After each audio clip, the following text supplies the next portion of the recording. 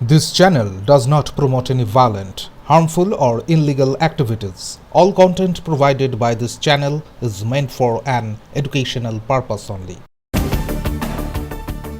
পানীয় জলের দাবিতে বৃহস্পতিবার আন্দোলনের পর শুক্রবারও রাস্তা অবরোধ করে বিক্ষোভ দেখালেন জামুরিয়ার মহিলারা। জামুরিয়ার ১ নম্বর ওয়ার্ড বোরিংডাঙ্গা এলাকায় যে পানীয় জল সরবরাহ করা হচ্ছে নলের মাধ্যমে, তার থেকে পেটের রোগ ছড়াচ্ছে বলে দাবি স্থানীয়দের। আর এর বিরোধিতায় শুক্রবার জামুরিয়া থানা সংলগ্ন বোরিংডাঙ্গা স্কুল মোড় এলাকায় স্থানীয় রাস্তা অবরোধ করে বিক্ষোভ দেখান এলাকার মহিলারা।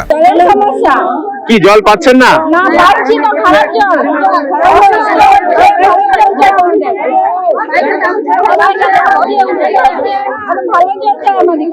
তো আপনাদের এই জলটা কি কলের জল? হ্যাঁ, কলের জল, কলের জল নোংরা আসছে? জলটা যে গেছে তার পেটের প্রবলেম হচ্ছে, তো পায়খানা হবে। কোন জল এটা? কলের জল? এটা কলের জল না, এটা ঔষধের জল নদীতে ফেলেছে, সেই জলটা আসছে ঘরে ঘরে, কলের জলটা আসছে এটাতে।